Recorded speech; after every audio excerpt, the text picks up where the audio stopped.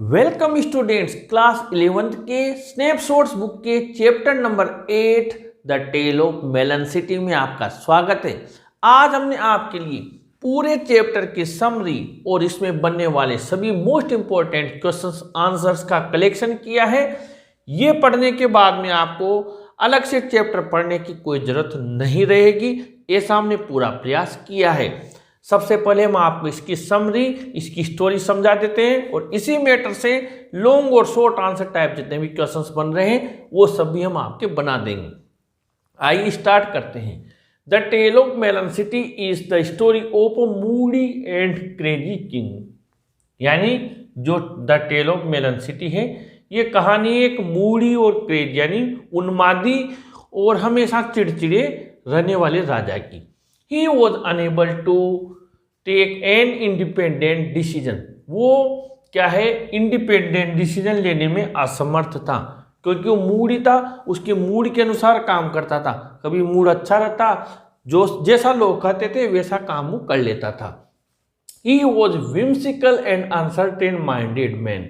वो क्या है, अस्थिर दिमागी व्यक्ति था, यानी एक जगह नहीं था, सनकी टाइप विचार वाला व्यक्ति था जिसका क्या कर बेटे अगले ही पल पता नहीं लगता था। His people got him change the decision.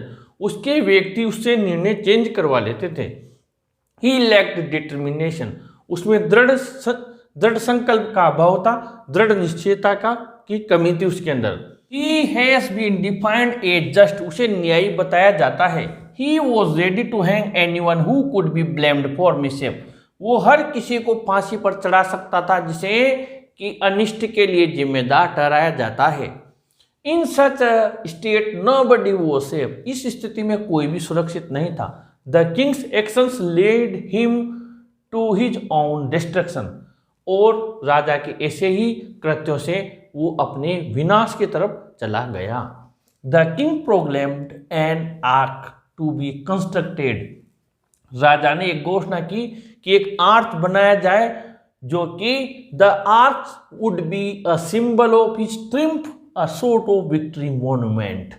जो आर्च बनाया जाए, मेहराब, वो एक प्रतीक हो विजय का, एक विजय स्मारक के रूप में उस आर्च को बनाया जाए। He wanted the arch to be extended across the main road of the city. वो चाहता था कि जो मेहराब बनाए उसको जो शहर का मेन रोड, मुख्य रास्ता था, उसके इस पार से उस पार बनाया जाए। It would be made so grand as to attract visitors minds. इसको इतना भव्य बनाया जाए कि जो भी यहाँ आगंतुक आए, विजिटर्स आए, उनका ध्यान आकर्षित करेंगे। The king rode triumphantly under the arch. जो राजा था वो स्वयं उस आर्क के विजय मुद्रा में वहां से गुजरा। The arch was built too low. और जो वो आर्क था वो इतना नीचा बनाया गया था। As the king rode under it the arch banged the king's crown off. वो मेहराब इतना नीचा था कि जैसे राजा उस आर्क से होकर गुजरा, राजा का जो ताज था, मुकुट था, वो नीचे गिर गया, उसके टकरा गया। This incident upset the Placid king. शांत रहने वाले राजा को इसे इस घटना से अपसेट कर दिया, नाराज हो गया। The king became angry. राजा नाराज हो गया। He ordered that the chief of the builders must be hanged to death for this mistake. उसने कहा कि जो बिल्डर्स का मुखिया है उसको फांसी की सजा दी जाएगी इस गलती के लिए। The chief of builders pleaded that it was workman's fault. जो मुख्य निर्माता था उसने कहा, प्लेडेड, याचना की कि महाराज ये तो जो श्रमिक है उनकी गलती है। The workmen were summoned to be hanged. श्रमिकों को बुलाया कि इनको फांसी दे दो। The workmen blamed the wrong size of the bricks for this misshape. उन्होंने कहा कि जो ईंटें हैं उनकी साइज सही नहीं थी, इसलिए ये सारा मामला गड़बड़ हुआ है, ईंटों में खराबी थी महाराज। The masons were responsible for this lapse. और जो कारीगर हैं, हम तो मजदूर हैं, कारीगर हैं, उनकी गलती है। The masons requested the king that they were वर इनोसेंट। कारीगरों ने कहा हम पूरी तरह निर्दोष हैं। They blamed the architect who planned the arch, उन्होंने कहा आर्किटेक्ट का दोष है, उसने ये पूरा मेहराब की योजना उसने बनाई थी। The architect told the king that the king himself had made some changes in the plan of the arch, architect ने कहा कि जो मेहराब बनाया था इसमें आपने कुछ तब्दीलियां की थी, कुछ परिवर्तन कर दिए थे। The oldest wise man advised that the arch banged the crown off so it must be hanged, सबसे बूढ़ा बुद्धिमान व्यक्ति बुलाया, उसने कहा ये मेहराब है, इससे आपका ताज टकराया है, इस मेहराब को फांसी दे दो, आप जो आर्क बनाया है इसको फांसी दे दो, ये दोषी है। A counsellor argued that the ark was the thing that touched the royal head, so it couldn't be hanged. उनमें से एक सभासद ने कहा कि आर्क ने कितना महान कार्य किया है, वो महाराज के सिर से टकरा गया, शाही सिर से टकरा गया, क्राउन से टकरा गया, उसको फांसी नहीं दी जा सकती है। The people wanted someone to be hanged, लेकिन लोग चाहते थे फैसला किया जाए, तुरंत किसी को फांसी दी जाए। द नूज वॉज सेटअप, फांसी का फंदा तैयार किया। Every one was measured by and by, एक एक करके सबका नाप लिया गया उस फंदे से, क्योंकि जो उसमें फिट आता उसे फांसी दी जानी थी। The king himself was the only man whose neck was fitted in the noose, राजा एकमात्र व्यक्ति था जिसका गर्दन उस फंदे में बिल्कुल फिट आ गई।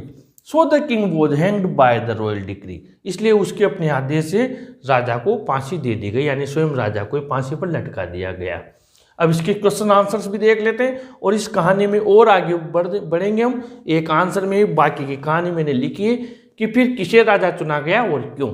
आगे बढ़ते हैं क्वेश्चन आंसर्स में। पहला क्वेश्चन है narrate the tale of melon City in your words, तो the tale of melon City is a royal decree था, यानी पूरी कहानी आपको लिखनी है, काफी लॉन्ग आंसर टाइप क्वेश्चन है और इसी में आपको प्लस करनी है कहानी जो मैं आपको इसके बाद में समझा रहा हूँ किसे राजा बनाया गया।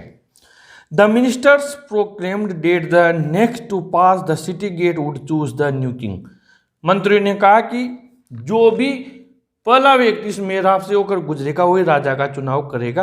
Any that passed by the city gate, एक मूर्ख उस दरवाजे से होकर गुजरा। He declared that a melon would be the next king of the city, उस मूर्ख ने कहा यह घोषणा कर दे कि तरबूज ही इस शहर का अगला राजा होगा। The melon was crowned as the next king, और उस तरबूज को ही मुकुट बनाकर अगला राजा बना दिया गया। Question number 2, What was the procedure that was followed to choose the new king?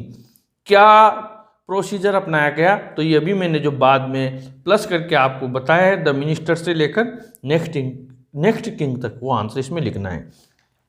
Question number 3, What impression would you form of a state where the king was just and placid? तो इसका answer लिखना है the tale of melon city लेकर destruction तक। Describe the character of the king, तो question number 3 का पूरा answer लिखना है। Question number 5, Why did the king proclaim an ark to be constructed? राजा ने क्यों घोषणा की थी एक आर्क बनाने की? तो द किंग प्रोक्लेम से लेकर विजिटर्स माइंड तक।